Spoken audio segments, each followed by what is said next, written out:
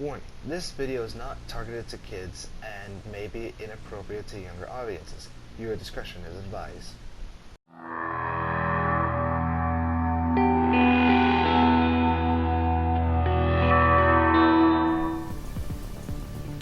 Okay, I think everything's starting to run smoothly now. Hello, dudes and dudettes. It's your favorite Reject Gamer Mix 17 here, and I am back once again for another Subnautica Let's Explore video. Oh shoot, I just realized how much I have in here.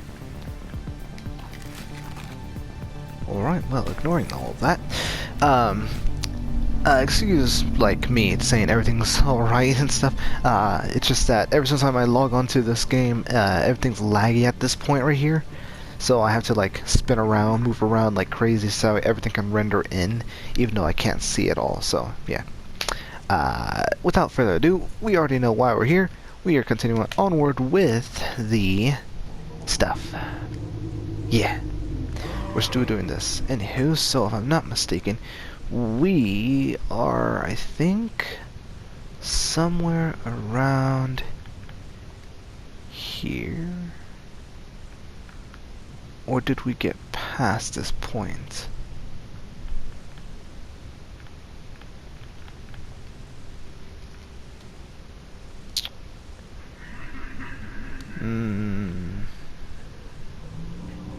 I think we're here. I think, at least. I'm more than sure that we are at this point in the whole thing. So, yeah, let's read into this. Profitability projections. Projections? Wait, what? Okay. Two choices. A. Carry on working long-haul missions on the outer reaches of space. 2. Come up with a profitable business, sell out to Altera, live happily ever after. Wait, what? I choose 2. Ideas. A robot that builds other robots. A water filtration system that has infinite power. Solar power? Body heat? Do suns last forever? Check this. A phase gate that can build by self-repairing robots instead of a poor, lonely human on an 18-month mission. What happens when something goes wrong? A VR program that precisely simulates real life down to the finest detail. How do I know I didn't already invent it and I'm inside it right now? A gun that shoots out smaller guns. I can't see any real objections to this one. Wait. What? This is... Okay, some of this is actually reasonable, but the other stuff is just ridiculous. Like, what in the world is all this nonsense? Whatever. Forget it. Someone's fantasies, useless. Anywho, we got Rendez. I can't remember. Alright. We have to board the Aurora, repair the long-range comms, make contact with the other survivors. We can't be the only 2 that made it. Those are not the orders the captain gave me, and they are not the orders I'm giving you. This isn't chain of command, it's survival. My obligations as acting commander don't turn on their convenience. Get out of the water. If I get into trouble, I'll send you my coordinates. I can't let you go alone. Then come with me. You don't leave me much choice. Received emergency transmission from Second Officer Keane, 2 hours after last activity. Rendezvous was a failure. Intercepted a transmission from Altera HQ. Seems they sent a data package to the Aurora. We were intercepted by a Leviathan-class Predator before we could reach the ship. Consider the CTO and I lost at sea. Be safe. Keen. Out. And there we have it. Now, this actually isn't the last data entry that I actually received, or not in a sense like I received, but instead,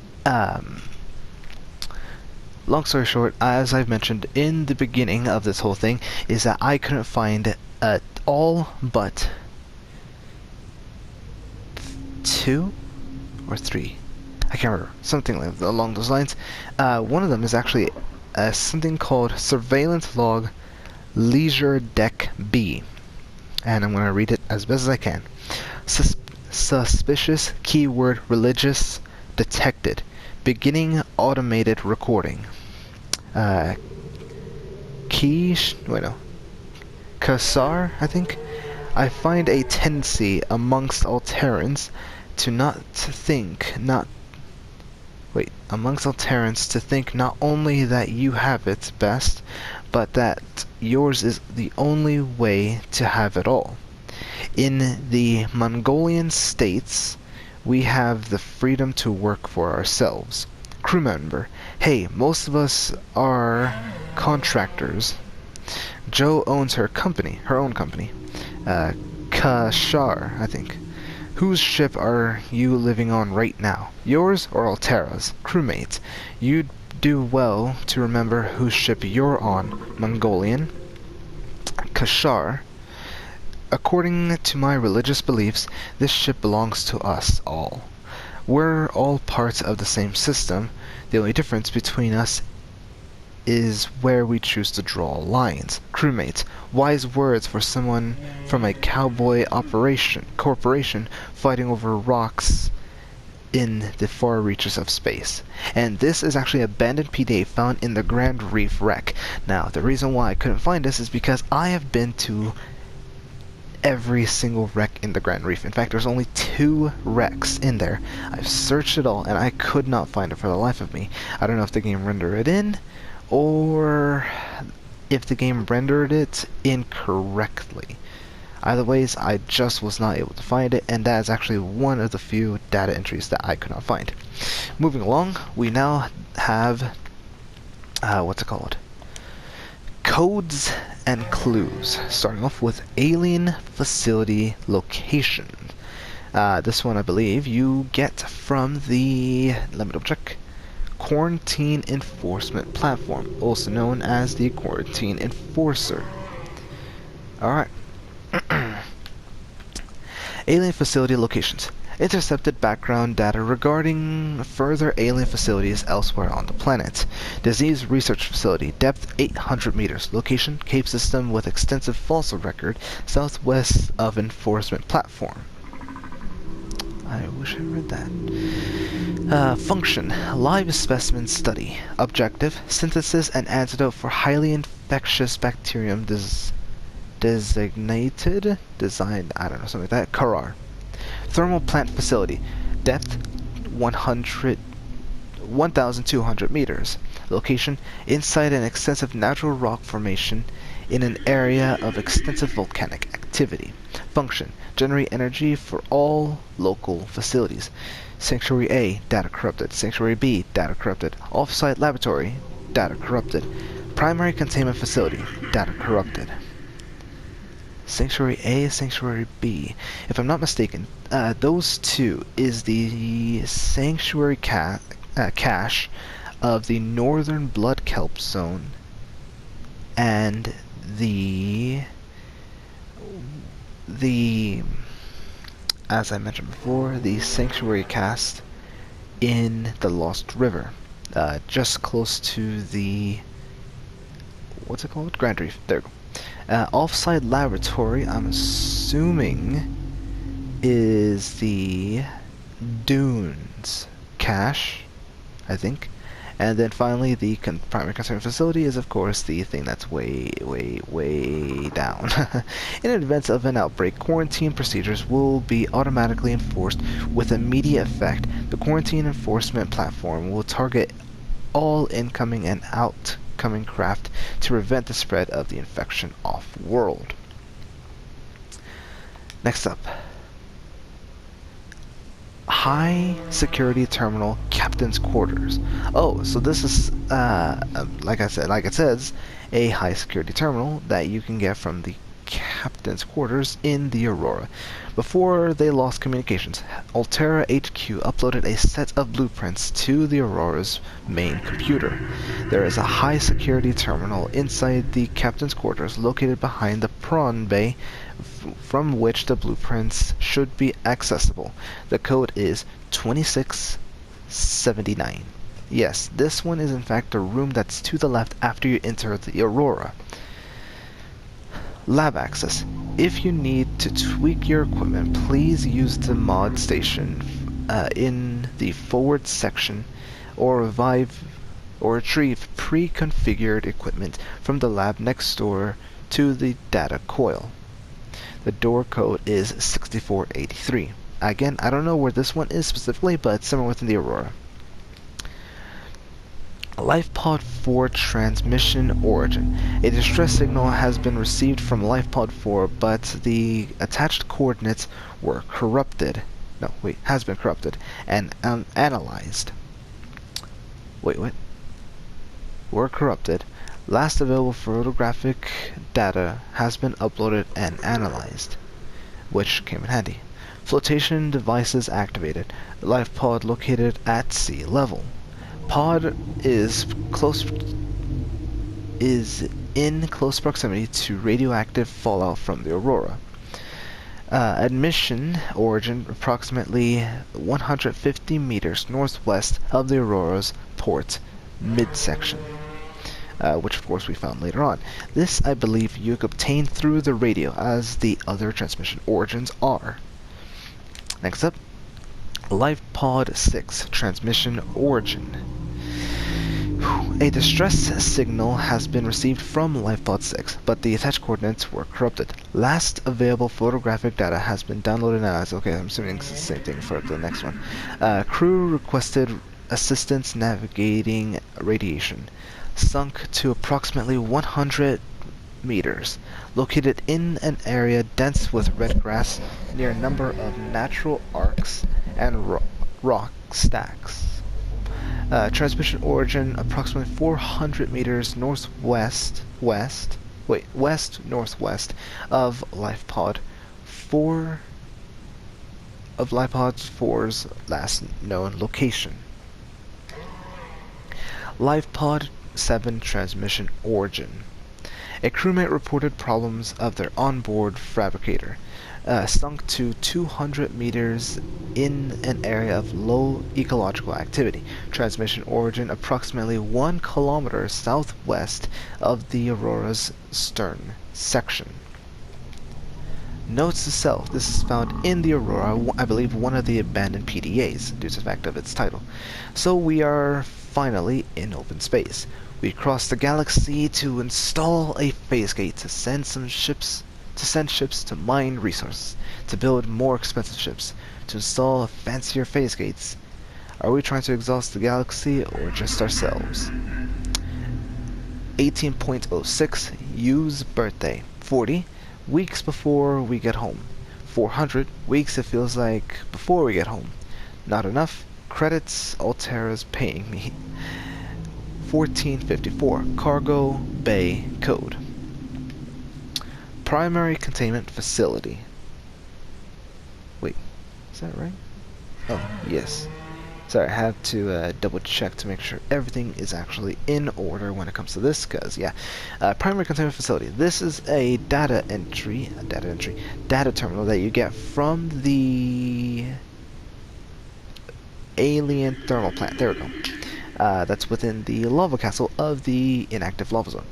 Anywho, a power routed in the thermal plant is distributing energy collected out on site to other facilities on the planet. Primary containment facility location updated. Constructed within a natural chasm, something like that, connected to this cave network. Southeast area of volcanic activity. Depth 1.4 kilometers. Power distribution. Self-warping containment enforcement units 5%. Arc network 10%. Sanctuaries Alpha, Beta, and Kappa 10%. Quarantine enforcement platform 35%. Okay. Disease Research Facility offline, Primary Containment Facility 20%, and Reserve 20%. There is no clear way to interrupt the power flow. Alright. Sweet offer. This is, I believe, a PDA found within the Aurora, specifically in one of the rooms, I think. From Huggins to Wilson. You're telling me you've done this rig more than a year, and you never took a ride on the outside. Well, now, you've only gone and gotten yourself a friend with the keys to a giant freaking robot suit.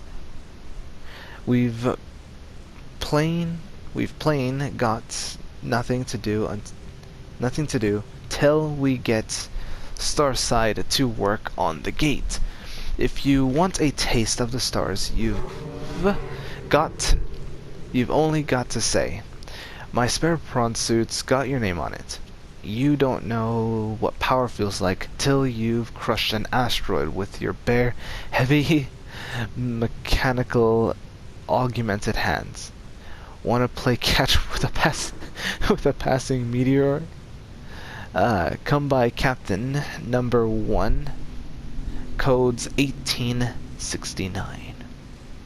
Well, that is a sweet offer, to be honest. Who wouldn't want that? And that is all the codes and the clues. And now we get to the more interesting bit, the Degassi survivors. Now, I just have to double check something because it's a little wonky on this part. I know for a fact I have everything there is on here. However, there's just one thing I need to check real quick, and it actually has to deal with this sub section here called Altera Search and Rescue Mission. And any second now, if I could just find it, because right now this is kind of dumb. Here we go.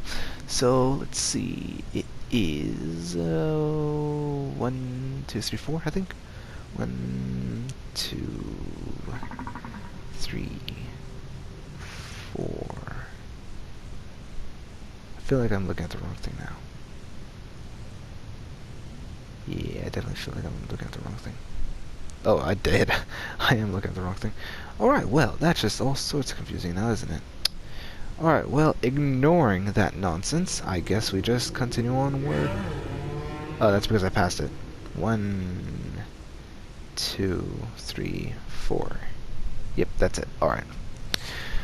Okay then. Here we go.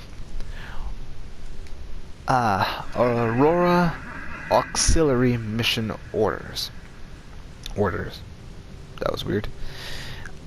This thing, I'm not 100% sure where you find it, so right now I am looking at it, and it is found in an abandoned PDA of the Aurora.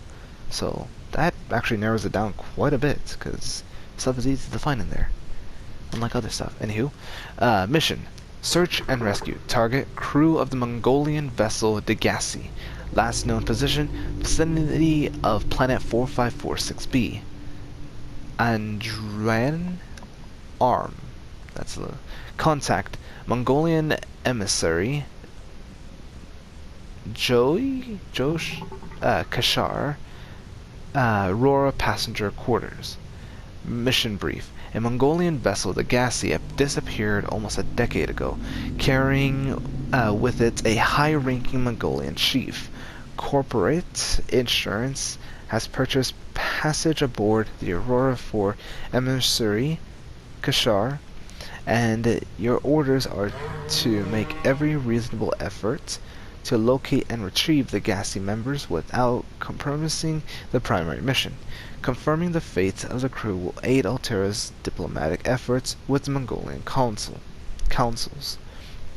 Mission details: the Aurora is due to perform a slingshot maneuver around 4546b, Category 3 ocean planet, approximately 13 months post-launch. This will bring the ship within range of the Degassi's last known position. Additional aquatic and all-terrain vehicles have been included onto the ship's cargo for this mission. The Degassi crew manifesto has been distributed to senior employees in a separate message. Degassi crew manifest. Bert Toggle. This is oh shoot, that's okay. So this is actually found in an abandoned PDA within the kelp forest, if that helps. All right, auxiliary search and rescue mission. Bart Torgel, whatever. Position: Vice President of Toggle Corporation. Corp, whatever. Status: lost in space near planet 4546b. Age at the time of disappearance: 19. The only legitimate child of Paul Toggle.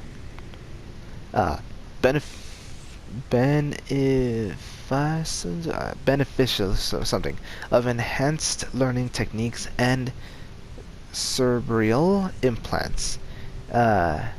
Dai-G trained in advanced biochemistry and stellar economics. Emissary Kashar reports Bart was accompanying his father to a newly constructed deep space station where he was to serve a 5-year term as chief operating officer. God dang it. Of course I'd be slowly dying. Vital signs stabilizing. I was supposed to do that.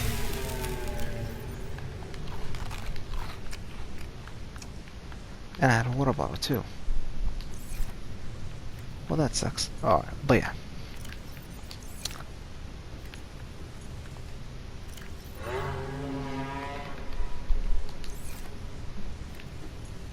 Do do do do do do. Do do do do do do do. Alright, and back to actually reading all this. Alright. Next up. Degassi crew manifest. Margaret Maida, I think that's how you pronounce it. Auxiliary search and rescue mission. Margaret Maida. Position: freelance security personnel. Status: lost in space near planet 46b. Age at the time of disappearance: 42. Dang, not bad. You go. Mercenary, born in the Mongolian states. Not bad. Experience in ship-to-ship and close quarters combat. Interesting. Tours of duty with the Mongolian Defense Force and the Trans-System Federation. Dishonorably discharged from the TSF 15 years ago for going off mission. Details classified. Emissary Kashar reports Maida was hired to accompany Paul Torgel on board the Degassi into uncharted space and defend the ship in case of assaults by pirates or rival corporations. Degassi crew manifest. Paul Torgel. Oh wait, I forgot to mention, this is actually found in an abandoned PDA of the Grassy Plateau wreck. Anywho, this one is found in, of course, another abandoned PDA in the Safe Shallows wreck. So, relatively easy to get all of these, to a degree. Anywho, moving along. Auxiliary search and rescue mission. Paul Toggle. Position: Chief of Toggle Corp, Captain of the Degassi. Status: lost in space near planet 446b. Age at the time of disappearance: 79. Not bad, you go, man. Paul Torgel and his crew fell out of contract with Mongolian authorities close to a decade ago. The Toggles were a resourceful and powerful clan with the ship was well equipped, so the survivors is considered likely. However, multiple vessels passing through the solar system since the attempt to trace the ship had to no effect. In hope of the Aurora's superior scanning suit can do better. Wow, okay. Made majority shareholder in Toggle Corp by his mother upon her retirement. Interaction with Altera limited to infrequent charted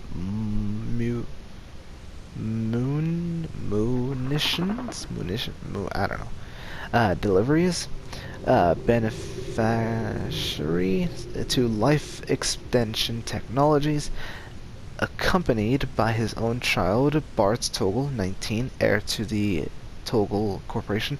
Emissary Kashar reports Toggle often traveled with a skeleton crew and was known for making rash but profitable decisions. Inadequate systems maintenance or straying from its planned route may account for the ship's disappearance. Alright, and finally we get into the more different things. Now, this is all found in abandoned PDAs. However, if I'm not mistaken, for Bart Toggle's logs 1, 2, and 3, they're all found within... No, scratch that. The first two are found within the Jelly Shroom Cave Degassi Sea Base, and the final one is found in the floating island Degassi Sea Base. So, without further ado, let us listen to what this man's got to say. I thought it might get claustrophobic living underwater. Father feels it is. He'd tell me it was childish, but I stare out the window and sometimes I think how lucky I am to see this world up close. Back on the island, I wouldn't have believed the creatures that live down here. The fish, they glow. There's one that's 90% eyeball. Snakes twice the length of a habitat compartment. Certainly, it's not all friendly. Most of the plant life is toxic. I learned that the hard way. But I've managed to coax some marble melons into growing indoors. And when they don't cover our dietary needs, well, we eat the fish themselves. It's a bit gross, but it's nothing they wouldn't do. I've been attempting to document my findings. Father approves. He says understanding is power, that the more we know about this planet, the more we can use it to our advantage. I'm just doing it because it's fun. It's not easy without proper equipment and network access, but the old-fashioned way, observing, taking notes, testing theories, shows me the world in a way a spectroscopic analysis never could. Lately, I've been watching the crab snakes. They ambush their prey as it tries to feed on the mushrooms they hide in. What they don't eat settles on the seabed, which fertilizes the mushrooms, which feeds the herbivores, and so the chain continues. Co-evolution gives me the fuzzies.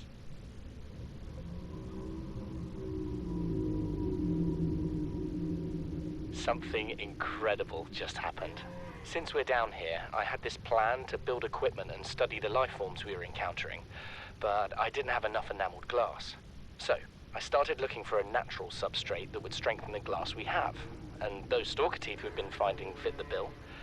Only, well, we needed more. That's when Marguerite got interested. She actually listened to me, more than I can say for Father, and I worked up the courage to talk about my more tentative theories.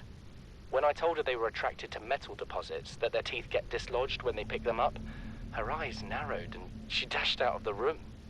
3 hours later, she came back, her pack loaded down with stalker teeth. I asked her about it. She shrugged and said my theories were good. Said she had the meeting out of the palm of her hand. I think she meant it literally. She is incredible.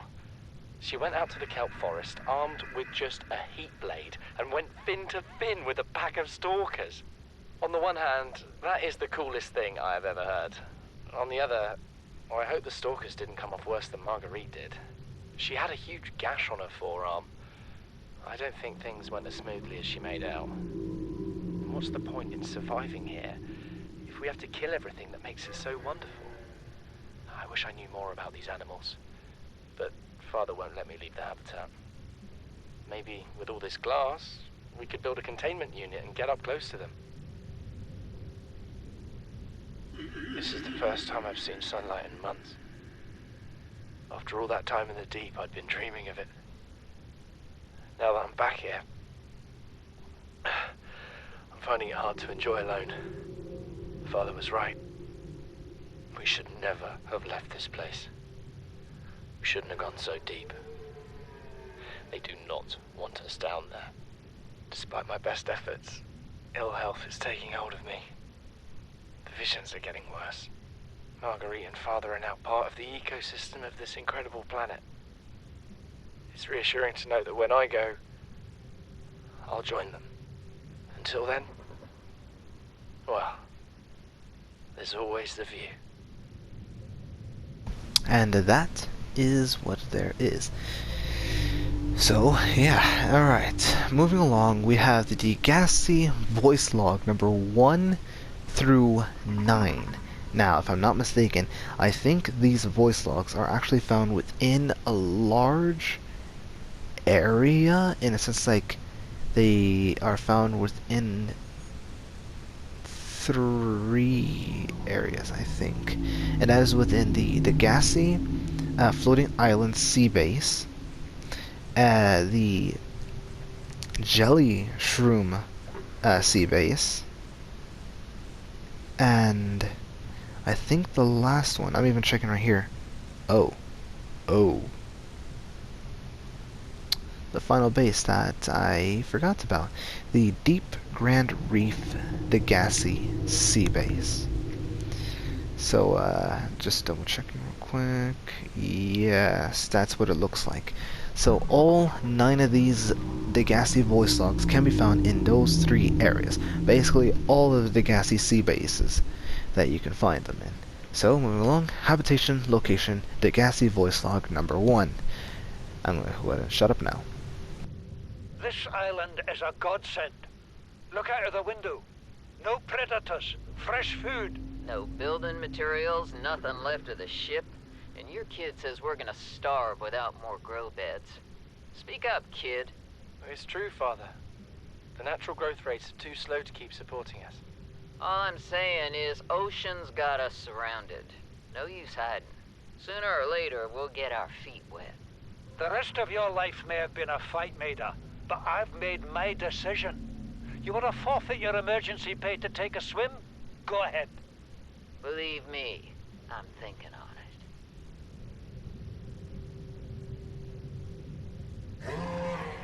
Son, I said wait for the storm to pass. Your life's more valuable to me than a plant patch. You stopped being in charge when the ship you were captaining sunk. I'll stop being in charge when you take charge of yourself. Say, Chief. Chief! What? You know how to drain those grow beds of 40 tons of stormwater? Or how to conjure food from the air? I know how to prioritize. I'm just saying, if that's so, what's your boy's life worth to you today? If tomorrow you're gonna be so hungry you start wondering what he tastes like, let him go deal with the plants. Son, go deal with the plants. Bard, Torgal has disembarked the habitat. Interfere with my family again, and when rescue arrives, I will leave you here. Do you understand me? No rescue coming, Chief. Not in time. And no staying here neither. This rain keeps falling, sooner or later this place will be buried. Only choice we got is whether to get buried with it.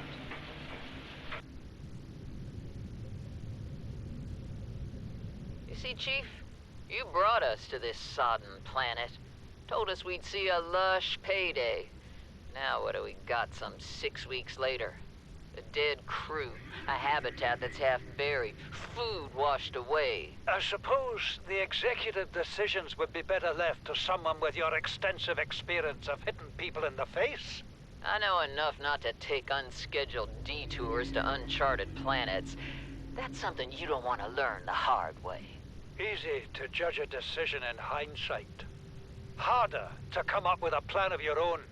Got one already. We take what we can carry and hunker down in a cave somewhere. I scouted a site, a couple 100 meters deep, lots of metal deposits. How do you imagine we'd live? With ready access to building materials, like damn queens, a couple of water filters, a bioreactor, fresh fish. But Chief, we'll eat seaweed salad and drink our own urine if that's what it takes. All that matters is, do you got something better? Send the coordinates to my PDA. I'll review your proposal. What is that thing? I don't know. I found it outside in the sand. Part of another ship? None I've ever seen. It's not even scratched. Don't fool around with it. It might be worth something. Stand down, Chief. If it were gonna crumble to dust, it would have done so when I picked it up. It's glowing. We're not the first people to come to this planet. People. Maybe. Could be aliens. Could be the damn sea monsters for all we know. One thing for sure, we ain't gonna find out by staying here. Son, there is always a pecking order. And in our world, money makes a hierarchy. I pay Maida a fraction of what I pay you, and you a fraction of what I pay me. If money makes the hierarchy, why is Marguerite making the decisions? We need her. We let her think what she likes, so long as she does what she's told. What if she doesn't? For enough money, she will. People always do. We're already 200 meters below sea level. You want to go deeper? Look around us, Chief. Water leaking through the hull, water outside the hatch. We're drowning real slow. If rescue arrives, whatever shot us down, it's gonna do it again and again until it's shut off. You see an off switch around here, Chief? Why would it any more likely be half a kilometer down? Your kid found something on the scanner. There's something down there. Something that shouldn't be. You're mad. I'm going all the same, and I've an idea you two are gonna follow. But if you do, be mindful. Your authority stopped at sea level. Please, stop fighting and listen. We're sick. What? How? You've been coughing, right? Feeling itchy? Blisters? Yeah. The biometrics would have warned us if we were sick. It's something new. It's not in the database. Come on, then. What's it gonna do? Turn us inside out? Dissolve us into jelly? It's an alien bacteria. It's everywhere. Every organism on this planet. It's altering our genetic code. How are the creatures surviving if they're infected? I don't know yet. Want me to cut some of them open for you? Find out what makes them tick? No. Just tell me what you need, son. Materials, equipment. Just... Can I have some quiet? I need some time to think.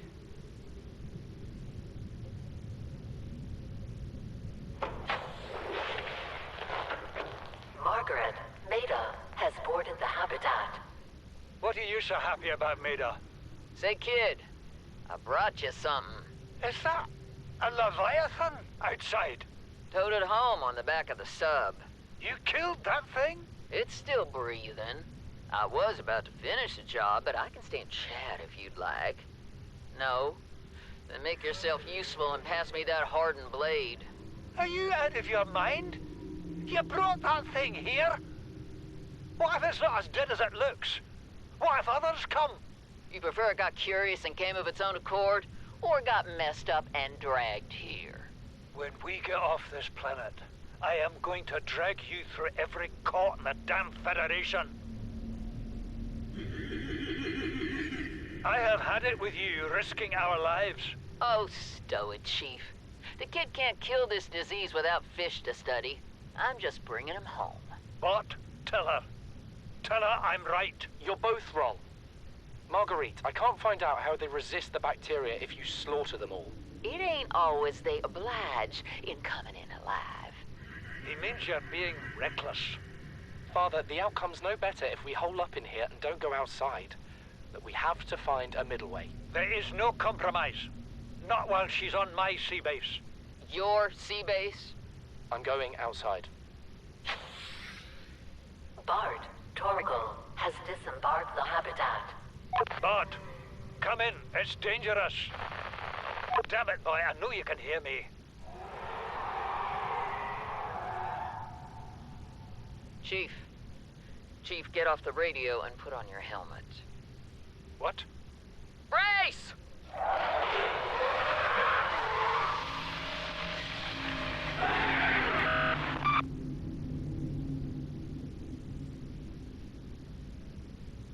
The These conniving corporate bourgeois, inbred, incompetent, self-absorbed jerks don't have a damn clue.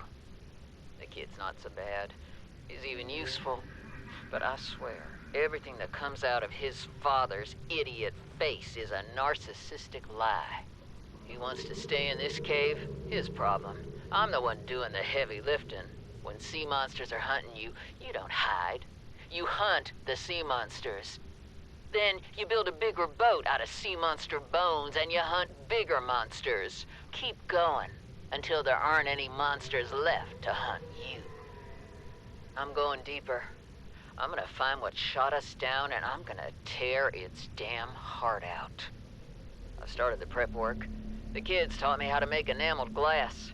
I've started stockpiling metal ores to build myself a sea moth.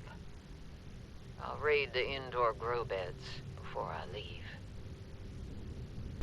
Alright, so apparently I accidentally forgot to intervene for a second here.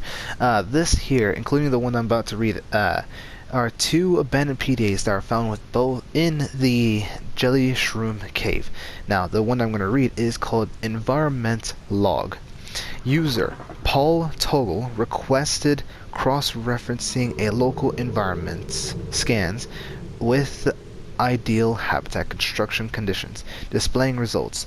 Large subterranean cavern with multiple entrances. Conditions support a unique microcosm of predatory life forms, minor structural instability in cave walls, extensive resources deposits. Average environment safety rating C. Optimal habitat site safety rating B. Site 7 has been selected as the optimal habitat construction site for the following reasons. Close proximity to one of the cave entrances, in case of emergency, medium distance from predatory organisms, stable foundations on which to build, ready access to materials, a signal tracking the site has been created. So, there you have it.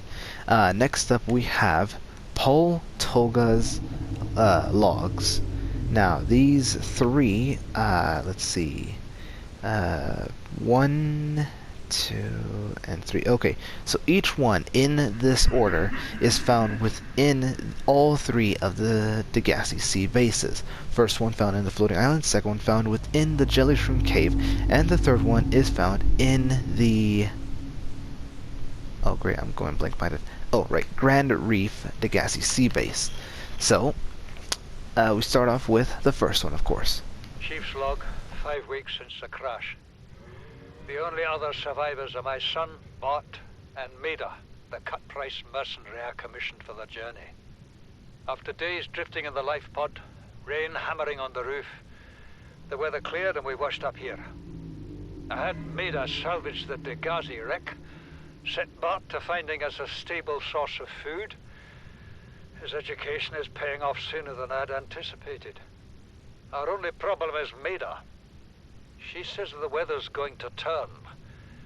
I say she's finding excuses to risk our lives. I imagine she's not gonna weaken her life without a physical altercation, and she's itching for a fight. In every judgment she makes, things go from bad to worse. If she had my experience, she'd have more faith. Humans have spent millennia specializing in how to shackle nature to our will. This planet won't cause us any new problems.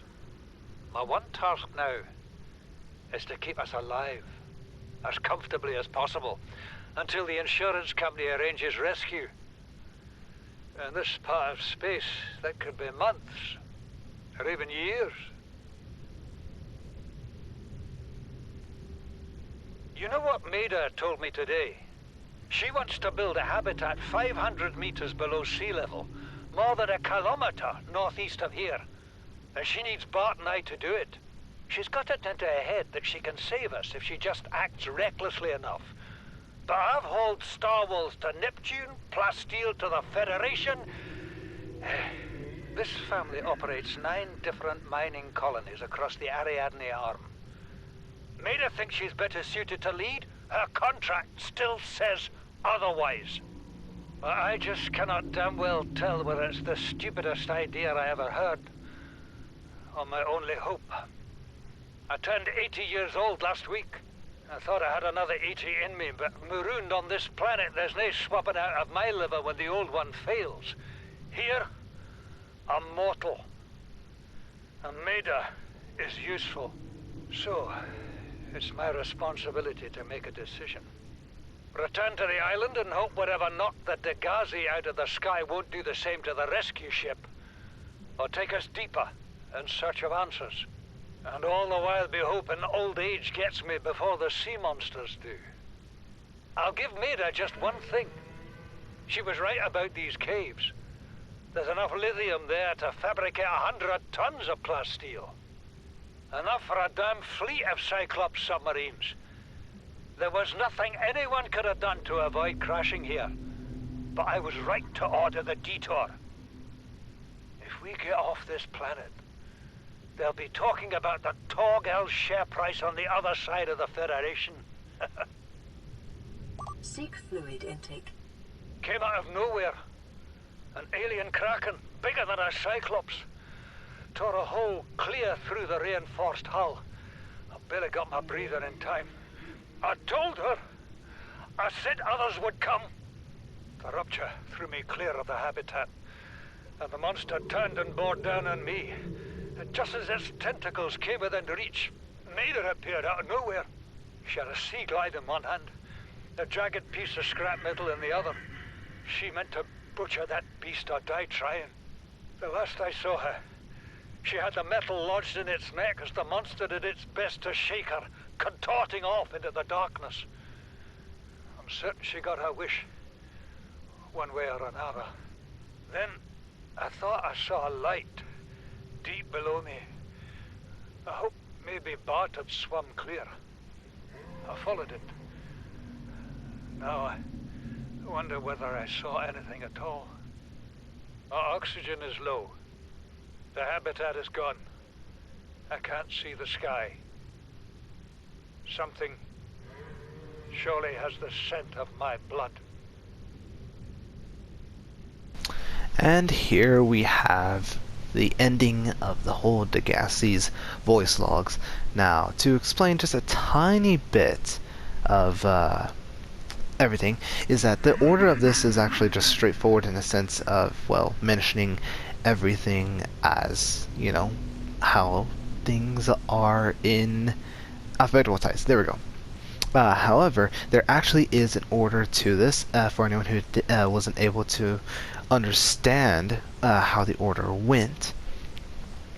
From what it is that I was able to understand is that, or from obvious, location-wise, the first three Degassi voice logs are, of course, the events that are within the floating island area. However, just before then is Paul Toga's first voice log. So Paul Toga's first voice log will be the first ever voice. Then the first three of the Degassi voice logs would happen at some point afterwards. And along mixed in with that, just before the aftermath, maybe even before the storm, is Bart Togel's This World. Afterwards, when going further down into the deep, what will then happen is that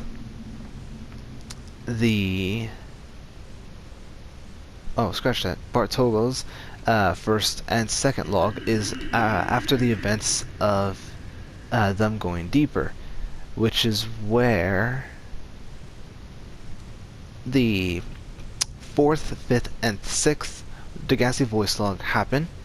Of course, along with Bart Togel's first and second log, and Paul Togel's second voice log, Marguerite's voice log, including that environmental voice log as well. I know there's a lot of voice logs that I just mentioned.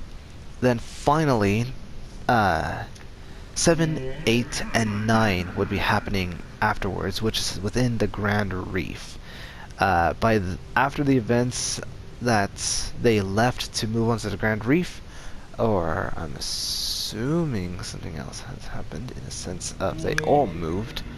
Bart, yes, that's what happened. After they moved, and after the disaster happened, Bart went up to the surface. Marguerite, something happened to her, off with the Leviathan, and finally Paul sadly died.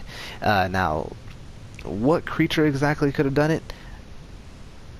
Well, it depends entirely on one thing.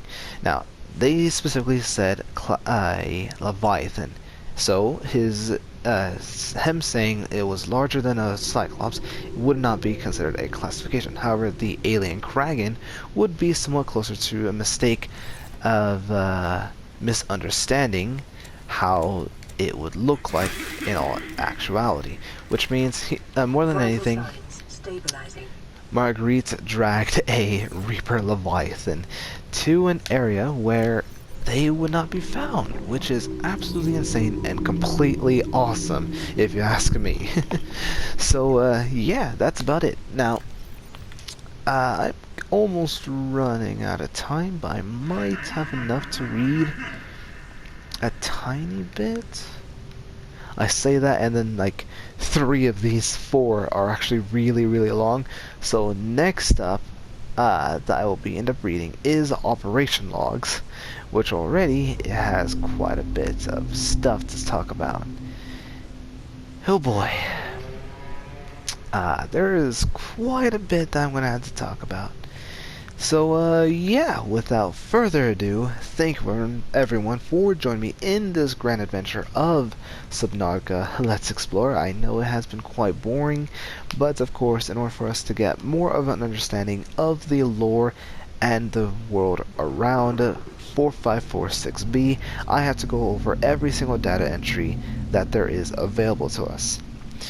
And, of course, it's going to be boring, but it should be worth it in the end for anyone and everyone who is interested within the world of Subnautica. So without further ado, I already said in my intro, so I have got to come up with a better outro and make it to where it actually makes sense. So yeah, goodbye.